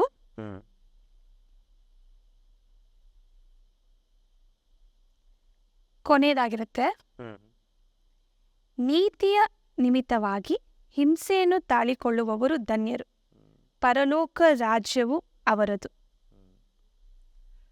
ನೋಡಿ, ಸ್ವಾಮಿ ಇದ್ದಂಥ ಸಮಯದಲ್ಲಿ ಯಾರ್ಯಾರು ಆತನನ್ನು ಹಿಂಬಾಲಿಸಿದ್ರೋ ಅವರೆಲ್ಲರಿಗೂ ಒಂದು ರೀತಿಯಾದಂತಹ ಹಿಂಸೆ ಇತ್ತು, ಆಯಿತಾ? ಅದಾದ ನಂತರವೂ ಸಹ ಈ ನಮಗೆ ಸತ್ಯವೇದದ ವಾಕ್ಯಗಳು ಎಷ್ಟಿದೆ, ಅದು ಅಪೊಸ್ತಲರು ಬರೆದಿರುವಂಥದ್ದಾಗಿರ್ಬೋದು ಅಥವಾ ಪೌಲನ್ ಬರೆದಿರುವಂಥ ಆಗಿರ್ಬೋದು, ಅವರಿದ್ದಂಥ ಅಷ್ಟೂ ಕಾಲಗಳು ಹಿಂಸೆಯನ್ನು ಅನುಭವಿಸ್ತಿದ್ದಂತಹ, ಹಿಂಸೆಯನ್ನು ಹೊಂದಿದಂತಹ ಕಾಲಗಳು ಅದಾಗಿರ್ತದೆ. ಸೊ ಅಲ್ಲಿಗೆ ಇಲ್ಲೇನು ಹೇಳುತ್ತೆ, ನೀತಿಯ ನಿಮಿತ್ತವಾಗಿ ಹಿಂಸೆಯನ್ನು ತಾಳಿಕೊಳ್ಳುವವರು ಧನ್ಯರು, ಪರಲೋಕ ರಾಜ್ಯವು ಅವರದು. ನಾವು ಆರಂಭದಲ್ಲಿ ನೋಡಿದ್ವಿ, ಆತ್ಮದಲ್ಲಿ ಬಡವರಾಗಿರುವವರು ಧನ್ಯರು, ಪರಲೋಕ ರಾಜ್ಯವು ಅವರದು. ಹಾಗೆ ಕಡೆಯದಾಗಿ ನಾವು ನೋಡ್ತಾ ಇದ್ದೇವೆ, ನೀತಿಯ ನಿಮಿತ್ತವಾಗಿ ಹಿಂಸೆಯನ್ನು ತಾಳಿಕೊಳ್ಳುವವರು ಧನ್ಯರು, ಪರಲೋಕ ರಾಜ್ಯವು ಅವರದು. ಸೊ ಅಲ್ಲಿಗೆ ದೇವರ ನೀತಿಯನ್ನು ಹೊಂದಿಕೊಳ್ಳುವುದಕ್ಕೆ ಹಿಂಸೆಯನ್ನು ಪಡುವುದಾದರೆ ನೀವು ತಲೆ ಕೆಡಿಸ್ಕೊಳ್ಬೇಡಿ. ನಿಮಗೆ ನಿಮ್ಮ ಪ್ರತಿಯೊಂದು ಪ್ರಯತ್ನಕ್ಕೆ ಇಲ್ಲಿ ನಿಮಗೆ ಪುರಸ್ಕಾರ ಇದೆ, ನಿಮ್ಗೊಂದು ಅಲ್ಲಿ ರಿವಾರ್ಡ್ ಇದೆ. ಆ ಪರಲೋಕ ರಾಜ್ಯ ನಿಮ್ಮದಾಗಿರುತ್ತೆ. ನಿಮಗೆ ಹಿಂಸೆ ಬರುತ್ತೆ. ನಾವು ಯೇಸುವನ್ನು ಹಿಂಬಾಲಿಸುವಾಗ ನಾವು ಕಷ್ಟಗಳನ್ನು ಅನುಭವಿಸ್ತೇವೆ, ನಾವು ಹಿಂಸೆಯನ್ನು ತಾಳ್ತೇವೆ, ನಮಗೆ ಬೇಡದಿರುವಂಥ ಕಾರ್ಯಗಳು ಆಗ್ತದೆ. ಆ ಸಮಯದಲ್ಲೂ ಸಹ ನೀವು ತಲೆ ಕೆಡಿಸ್ಕೊಳ್ಬೇಡಿ. ಯಾಕೆಂದರೆ ಇಲ್ಲಿ ನೀವು ಈ ಲೋಕದಲ್ಲಿರುವಂತಹ ಒಂದು ಹೋರಾಟದಲ್ಲಿ ನೀವು ನಿಮ್ಮನ್ನ ಒಳಪಡಿಸ್ಕೊಳ್ತಾರ, ಬದಲಾಗಿ ದೇವರ ನೀತಿಗೋಸ್ಕರ ನೀವು ಹೋರಾಡ್ತಾ ಇದ್ದೀರಾ. ಆ ಹೋರಾಡುವಾಗ ನೀವು ತಲೆ ಕೆಡಿಸ್ಕೊಳ್ಬೇಡಿ. ಪರಲೋಕ ರಾಜ್ಯ ನಿಮ್ದಾಗಿರುತ್ತೆ. ಸೊ ಅಲ್ಲಿ ನೀವು ಆರಾಮಾಗಿರ್ತೀರ, ನೀವು ತಲೆ ಕೆಡಿಸ್ಕೊಳ್ಬೇಡಿ ಅನ್ನುವಂತಹ ಮಾತು ಏನಂತೆ, ನೀತಿಯ ನಿಮಿತ್ತವಾಗಿ ಹಿಂಸೆಯನ್ನು ತಾಳಿಕೊಳ್ಳುವವರು. ಆ ಪರ್ಸಿವರೆನ್ಸ್ ಅಂತ ಹೇಳ್ತೇವಲ್ಲ, ಎಂಡ್ಯೂರೆನ್ಸ್ ಅಂತ ಹೇಳ್ತೇವೆ. ಎಷ್ಟರ ಮಟ್ಟಿಗೆ ತಾಳಿಕೊಳ್ಳುವುದಕ್ಕೆ ಸಾಧ್ಯ, ಎಷ್ಟನ್ನು ತಾಳಿಕೊಳ್ಳುವುದಕ್ಕೆ ಸಾಧ್ಯ? ಪರ್ಸಿವರೆನ್ಸ್. ನಮಗೆ ಹೌದು. ಅಂದರೆ ಏನಂದರೆ, ಸ್ವಾಮಿ ನನ್ನೊಡನೆ ಇದ್ದಾನೆ, ಸ್ವಾಮಿ ನನ್ನನ್ನು ನೋಡಿಕೊಳ್ಳುವ ಆತನ ಆಗಿರುತ್ತಾನೆ, ಸ್ವಾಮಿ ನನ್ನನ್ನು ಆರೈಕೆ ಮಾಡುವ ಆತನ ಆಗಿರ್ತಾನೆ. ತಲೆ ಕೆಡಿಸ್ಕೊಳ್ಬೇಡಿ. ಹಿಂಸೆಯನ್ನು ತಾಳ್ತಾ ಇದ್ದೀರಾ, ಯಾವ್ದರ ಸಲುವಾಗಿ? ನನ್ನ ನೀತಿಯ ಸಲುವಾಗ. ಯಾಕೆ ತಲೆ ಕೆಡಿಸ್ಕೊಳ್ತೀರಾ? ಪರಲೋಕ ರಾಜ್ಯ ಫುಲ್ ಒಂದು ಜಾಗನೇ ನಿಮ್ಗೆ ಬಿಟ್ಕೊಟ್ಬಿಡ್ತೇನೆ, ಅದು ನಿಮ್ಮದೇ ಆಗಿರುತ್ತೆ ಅನ್ನುವಂತಹ ಮಾತು ಇದು. ಸುಂದರವಾಗಿ ಬರೆದಿದೆ. ಮುಯಿಗೆ ಮುಯಿ ತೀರಿಸದೆ ಹಿಂಸೆಯನ್ನು ತಾಳಿಕೊಳ್ಳುವುದು. ಹೌದು ಹೌದು. ಇವಾಗ ನಾನು ಒಂದು ಹೊಡೆದ್ರೆ ಜನ ಹಿಂದೆ ತಿರುಗಿ ಇನ್ನೊಂದು ಹೊಡೆಯೋದು, ಅದು ಒಂದು ಪ್ರತೀತಿ.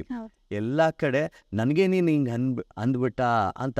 ಇದು ಒಂದು ರೀತಿ ಇಲ್ಲ. ಆದರೆ ನಾನು ಸರಿಯಾಗಿದ್ರು, ನಾನು ಕೇಳುವಂಥ ಪರಿಸ್ಥಿತಿಯಲ್ಲಿ ಇದ್ದರೂ ಸಹ ನೀನು ಯಾರು ಕೇಳೋಕ್ಕೆ ಅನ್ನುವಂಥ. ಸೊ ಇದೆಲ್ಲದರ ಮಧ್ಯದಲ್ಲಿ ದೇವರ ಸಲುವಾಗಿ ನಾವು ಹಿಂಸೆಯನ್ನು ತಾಳ್ತಾ ಇದ್ದೇವಾ? ನಮಗೆ ಕೇಳುವುದಕ್ಕೆ ಪ್ರಶ್ನೆ ಇದೆ. ಇದೇ ಸರಿ ಎಂಬುದಾಗಿ ಹೇಳುವುದಕ್ಕೆ ಅನೇಕ ಬಾರಿ ನಮಗೆ ವಾಕ್ಯಗಳು ಪ್ರೋತ್ಸಾಹಿಸಿದರು. ಪರವಾಗಿಲ್ಲ, ಇಟ್ಸ್ ಓಕೆ, ನೀವು ಅದನ್ನ ತಾಳ್ಕೊಳ್ಳೋಕೆ ಸಾಧ್ಯನಾ? ಯಾಕಂದರೆ ನೋಡಿ, ಇಲ್ಲಿ ಶಿಷ್ಯರು ಯೋಹಾನನ ಹೊರತುಪಡಿಸಿ ಎಲ್ಲ ಶಿಷ್ಯರು ಒಂದಲ್ಲ ಒಂದು ರೀತಿಯಲ್ಲಿ ಅವರು ಮರಣವನ್ನು ಅಪ್ತಾರೆ. ಅವರು ನ್ಯಾಚುರಲ್ ಡೆತ್ ಅಲ್ಲ, ಅದು ನ್ಯಾಚುರಲ್ ಡೆತ್ ಅಲ್ಲ, ಹಿಂಸೆಯನ್ನು ತಾಳಿದವರಾಗೆ ಅವರು ಆ ಮರಣವನ್ನು ಹೊಂದ್ತಾರೆ. ಅಲ್ಲಿಯ ತನಕ ಹೋಗ್ಲಿಕ್ಕೆ ನಮಗೆ ಸಾಧ್ಯವಾ? ಅನೇಕ ಬಾರಿ ನಾವು ತುಂಬ ಸೇಫ್ ಆಗಿಬಿಡ್ತೇವೆ. ಏನಕ್ಕೆ ಬೇಕು ನಮಗೆ ತಲೆ ಬಿಸಿ? ಯಾಕೆ ಬೇಕೆ ನಮಗೆ? ಅವ್ರು ಏನಕ್ಕೆ ಬೇಕು ನಮಗೆ? ದೇವರದರಲ್ವಾ, ದೇವರೇ ನೋಡ್ಕೊಳ್ಳಿ ಬಿಡು ಅನ್ನುವಂಥ ಪ್ರಶ್ನೆ. ಬಟ್ ಇಲ್ಲಿ ನನಗೂ ಒಂದು ಜವಾಬ್ದಾರಿ ಇದೆ. ನೀನು ಹಿಂಸೆಯನ್ನು ತಾಳ್ಕೊಳ್ಳಿಕ್ಕೆ ಸಾಧ್ಯನಪ್ಪ? ನಿಮ್ಮದು ಪರಲೋಕ ರಾಜ್ಯ ಆಗಿರುತ್ತೆ ಅನ್ನುವಂಥ ಮಾತು. ಕೊನೆಯ ಪ್ರಶ್ನೆ, ನಮ್ಮ ಸಂಚಿಕೆಯ ಕೊನೆಯ ಭಾಗಕ್ಕೆ ಬಂದಿದ್ದೇವೆ. ಈ ಧನ್ಯತೆಯ ಮಾತುಗಳು ಇಷ್ಟೆಲ್ಲ ನೀವು ಹೇಳಿದ್ರಲ್ಲ, ಇದು ದುಃಖಕರ ಜೀವಿತದಲ್ಲಿ ಸಂತೋಷವಾಗಿ ಜೀವಿಸಲು ನಮಗೆ ಸಹಾಯ ಮಾಡುತ್ತದೆ. ನೋಡಿ ಪ್ರಿಯರೇ, ಇಲ್ಲಿಯ ತನಕ ನಾವು 8 ಹೇಳಿಕೆಗಳನ್ನು ನಾವು ನೋಡ್ಕೊಂಡಿದ್ದೇವೆ. ನೋಡಿ, 8 ಹೇಳಿಕೆಗಳನ್ನು ನಾವು ನೋಡಿಕೊಳ್ಳುವಾಗ ಇದು ಕೇವಲ ಲೌಕಿಕ ಜೀವಿತದಲ್ಲಿ ನಾವು ಹೇಗೆ ಬೆಳೆಯಬೇಕು ಅನ್ನುವಂಥದ್ದನ್ನು ತೋರಿಸುವಂಥ ಮಾರ್ಗಸೂಚಿಗಳಲ್ಲ, ಬದಲಾಗಿ ಸಂಪೂರ್ಣತೆಯನ್ನು ಹೇಗೆ ನಾವು ಹೊಂದಬಹುದು. ಇವಾಗ ನಾವು ಯಾವುದೋ ಹಿಂದೆ ಓಡ್ತಾ ಇದ್ದೀವಿ ಎಂಬುದಾಗಿ ನಾನು ಆರಂಭದಲ್ಲಿ ಹೇಳಿದೆ. ಅದನ್ನು ಸ್ವಲ್ಪ ನಿಲ್ಲಿಸಿ ನಮಗೆ ನಿಜವಾಗಲೂ ಯಾವುದರ ಅಗತ್ಯತೆ ಇದೆ, ಅದನ್ನು ಹೊಂದಿದರೆ ನನಗೆ ಸಂತೃಪ್ತಿ ಖಂಡಿತವಾಗಿ ಸಿಗುವಂಥದ್ದಾಗಿರ್ತದೆ. ಅದೇನು ಅನ್ನುವಂತಹ ಒಂದು ಮಾರ್ಗಸೂಚಿಗಳು ನಾನು ಇಲ್ಲಿ ಹೇಳಿದಂತಹ 8 ಹೇಳಿಕೆಗಳು. ಈ 8 ಹೇಳಿಕೆಗಳಲ್ಲೂ ಸಹ ಈ ಲೌಕಿಕ ರೀತಿಯಲ್ಲಿ ನೀನು ಅದನ್ನು ಓದಬೇಕು, ನೀನು ಅಲ್ಲಿ ಹೋಗಬೇಕು, ಇಷ್ಟು ಪ್ರಯತ್ನ ಮಾಡಬೇಕು, ಅದನ್ನ ಮಾಡಬೇಕು, ಇದನ್ನ ಮಾಡಬೇಕು ಎಂಬುದಾಗಿ ಲೋಕ ಹೇಳಿಕೊಟ್ರೆ, ದೇವರು ಹೇಳುವಂಥದ್ದು ಸಂಪೂರ್ಣವಾಗಿ ವಿಭಿನ್ನವಾಗಿರುವಂಥದ್ದನ್ನು. ನೀವು ಒಳಗಡೆಯಿಂದ ಮೊದಲು ಗಟ್ಟಿಯಾಗಿ ಹೊರಗಡೆ ಇರುವಂತಹ ದೇಹ ಆರಾಮಾಗಿರುವಂಥದ್ದಾಗಿರ್ತದೆ. ನಾವೇನು ಮಾಡ್ತೇವೆ, ನಮಗೆ ದೇಹಕ್ಕೆ ಏನು ಬೇಕು ಅದೆಲ್ಲವನ್ನು ಹೊಂದಿಕೊಳ್ಳುವುದಕ್ಕೆ ಹೋರಾಡ್ತೇವೆ, ಸಿಕ್ಕಾಬಟ್ಟೆ ಹೋರಾಡ್ತೇವೆ. ಅದರಲ್ಲಿ ನಾವು ಸೋತು ಹೋಗ್ತೇವೆ. ಅದು ನಮಗೆ ಬಹಳ ಮುಖ್ಯ, ಇಲ್ಲ ಎಂಬುದಾಗಿ ಹೇಳ್ತಾ ಇಲ್ಲ. ಆದರೆ ಏನೂ ಇಲ್ಲದವನಾಗಿಯೂ ಎಲ್ಲ ಇರುವವನಾಗಿಯೂ ಸಂತೃಪ್ತತೆಯಲ್ಲಿ ಬದುಕುವುದಕ್ಕೆ ಸಾಧ್ಯವಾ? ಒಳ್ಳೆಯ ಉದಾಹರಣೆ ಒಬ್ಬ ಟೆಂಟ್ ಮೇಕರ್ ನಮಗೆ ಸತ್ಯವೇದದಲ್ಲಿ ಸಿಗುವಂಥದ್ದು. ಗುಡಾರಗಳನ್ನು ಮಾಡುವಾತನು, ಅದರ ಜೊತೆಗೆ ಒಬ್ಬ ಉತ್ತಮವಾದ ಅಪೋಸ್ತಲನು, ಅನೇಕ ಪತ್ರಿಕೆಗಳನ್ನು, ಅನೇಕ ಸಭೆಗಳನ್ನು ಕಟ್ಟಿದಂತಹ ವ್ಯಕ್ತಿ ಪೌಲನು. ಆತನು ಫಿಲಿಪ್ಪಿ ಪತ್ರಿಕೆಯಲ್ಲಿ ಬರೆಯುವಾಗ ಕಡೆಯ ಅಧ್ಯಾಯ, ಕಡೆಯ ವಚನಗಳಲ್ಲಿ ಹೇಳ್ತಾನೆ, ನಾನು ಏನು ಇಲ್ಲದವನಾಗಿಯೂ ಇರುವವನಾಗಿಯೂ ಬದುಕಬಲ್ಲೆ. ನಾನು ಬಡವನಾಗಿದ್ದರೂ ಶ್ರೀಮಂತನಾಗಿದ್ದರೂ ಏನೇ ಯಾವುದೇ ಪರಿಸ್ಥಿತಿಯಲ್ಲಿದ್ದರೋ ನಾನು ಸಂತೃಪ್ತಿಯಾಗಿದ್ದೇನೆ. ಯಾಕೆಂದರೆ ಬದುಕುವುದಕ್ಕೆ ನನಗೆ ಹೇಗೆ ಅಂತ ಗೊತ್ತು. ಎಲ್ಲದಕ್ಕೂ ನನ್ನನ್ನು ಶಕ್ತ ಮಾಡುವಂಥ ದೇವರು ನನಗೆ ಸಹಾಯ ಮಾಡ್ತಾನೆ. ಇದನ್ನು ನಮಗೆ ಈ ಧನ್ಯತೆಯ ಮಾತುಗಳು ತೋರಿಸ್ತದೆ. ನೋಡಿ, ಸ್ವಾಮಿ ಹೇಳಿದ ಹಾಗೆ ಸ್ವಾಮಿ ನಡೆದನು, ಅದೇ ರೀತಿಯಲ್ಲಿ ತನ್ನ ಅಪೋಸ್ತಲರೆಲ್ಲರೂ ನಡೆಯುತ್ತಾರೆ, ಪೌಲನು ಸಹ ನಡೆಯುತ್ತಾನೆ. ನಾವು ಅದೇ ರೀತಿಯಲ್ಲಿ ನಡೆಯುವುದಕ್ಕೆ ಸಾಧ್ಯವಾ? ಪ್ರಯತ್ನಗಳನ್ನು ನಾವು ಮಾಡ್ತಾ ಇದ್ದೇವಾ? ಇದು ನಿಮ್ಮ ಮುಂದೆ ನಾನು ಹಾಕಬೇಕಾಗಿರುವಂಥ ಪ್ರಶ್ನೆ, ನಾನು ಹಾಕಲು ಬಯಸುವಂಥ ಪ್ರಶ್ನೆ. ಈ ಧನ್ಯತೆಯ ಮಾತುಗಳು ಸುಮ್ಮನೆ ಸೂಪರ್ಫಿಷಿಯಲ್ ಲೆವೆಲ್, ಅಂದರೆ ಮೇಲ್ನೋಟಕ್ಕೆ ಇರುವಂಥ ಕೇವಲ ಹೇಳಿಕೆಗಳಲ್ಲ, ನಾವು ಬಾಯ್ಪಾಠ ವಚನ ಮಾಡುವಂತಹ ಹೇಳಿಕೆಗಳಲ್ಲ, ನಾವು ಕೇಳಿ ಸುಮ್ಮನೆ ಇರುವಂತಹ ವಚನಗಳಲ್ಲ. ಜೊತೆಗೆ ಆ ರೀತಿಯಲ್ಲಿ ನಡೆಯುವುದಕ್ಕೆ ಸಾಧ್ಯವಾ? ಪುರಸ್ಕಾರಗಳನ್ನು ಬಿಟ್ಟುಬಿಡಿ, ಆದರೆ ಆ ರೀತಿಯಲ್ಲಿ ನಡೆಯುವುದಕ್ಕೆ ನಮಗೆ ಸಾಧ್ಯವಾ ಅನ್ನುವಂತಹ ಒಂದು ಸವಾಲನ್ನು ಈ ಸಮಯದಲ್ಲಿ ನಾನು ನಿಮಗೆ ಹಾಕಲು ಇಷ್ಟಪಡುತ್ತೇನೆ. ನಿಮ್ಮೆಲ್ಲ ಉತ್ತರಗಳಿಗಾಗಿ ಮತ್ತು ಈ ಸವಾಲಿಗಾಗಿ ಧನ್ಯವಾದಗಳು ಅವಿನಾಶ್ ಅವರೇ. Thank you so much. ಈ ಕಾರ್ಯಕ್ರಮಗಳನ್ನು ವೀಕ್ಷಿಸ್ತಿರುವಂಥ ನಿಮಗೂ ಸಹ ನನ್ನ ಪ್ರೀತಿಯ ಧನ್ಯವಾದಗಳು. ವೀಕ್ಷಕರೇ, ನಾವು ಈ ಸಂಚಿಕೆಯಲ್ಲಿ ಈ ಧನ್ಯತೆಯ ಮಾತುಗಳನ್ನು ಚರ್ಚಿಸಿದ್ದೇವೆ. ನಿಮ್ಮ ಆತ್ಮ ಪ್ರಯೋಜನಕ್ಕೆ ಇದು ಉಪಯೋಗವಾಗುತ್ತದೆ ಎಂದು ನಾನು ನಂಬುತ್ತೇನೆ. ಈ ಎಲ್ಲ ಧನ್ಯತೆಯ ಮಾತುಗಳ ಪ್ರಕಾರ ನಾವು ಜೀವಿಸಲು ದೇವರು ನಮಗೆ ಖಂಡಿತವಾಗಿಯೂ ಸಹಾಯ ಮಾಡುವವನಾಗಿದ್ದಾನೆ. ಈ ನಮ್ಮ ಕಾರ್ಯಕ್ರಮವು ಕ್ರೈಸ್ಟ್ ದ ವರ್ಲ್ಡ್ ಹಾಗೂ ಫೀಬಾ ಇಂಡಿಯಾ ಪ್ರಸ್ತುತಪಡಿಸುತ್ತಿದೆ. ವೀಕ್ಷಕರೇ, ನೀವು ನಿಮ್ಮ ಪ್ರಶ್ನೆಗಳನ್ನು ಖಂಡಿತವಾಗಿಯೂ ನಮಗೆ ಬರೆಯಿರಿ. ಅದು ನಮಗೆ ಪ್ರೋತ್ಸಾಹವನ್ನು ನೀಡುವಂಥದ್ದಾಗಿದೆ. ನಿಮ್ಮ ಎಲ್ಲ ಪ್ರಶ್ನೆಗಳಿಗೂ ನಾವು ಉತ್ತರ ಕೊಡಲು ನಾವು ಪ್ರಯತ್ನ ಪಡುತ್ತೇವೆ. ಮುಂದಿನ ವಾರವೂ ಸಹ ನಿಮ್ಮನ್ನು ಭೇಟಿ ಮಾಡೋಣ. ನಮಸ್ಕಾರ. ವೀಕ್ಷಿಸಿದ್ದಕ್ಕಾಗಿ ಧನ್ಯವಾದಗಳು. ಯೆಹೋವನು ನಿಮ್ಮನ್ನು ಆಶೀರ್ವದಿಸಿ ಕಾಪಾಡಲಿ. ಯೆಹೋವನು ಪ್ರಸನ್ನ ಮುಖದಿಂದ ನಿಮ್ಮನ್ನು ನೋಡಿ ನಿಮ್ಮ ಮೇಲೆ ದಯವಿಡಲಿ. ಯೆಹೋವನು ನಿಮ್ಮ ಮೇಲೆ ಕೃಪಾ ಕಟಾಕ್ಷವಿಟ್ಟು ಶಾಂತಿಯನ್ನು ಅನುಗ್ರಹಿಸಲಿ. ನಮ್ಮನ್ನು ಸಂಪರ್ಕಿಸುವ ಮಾಹಿತಿ info@fibaonline.org ಅಥವಾ ಮೊಬೈಲ್ ಅಥವಾ ವಾಟ್ಸಪ್ನ ಸಂಖ್ಯೆ 990-260-6453. ಧನ್ಯವಾದಗಳು.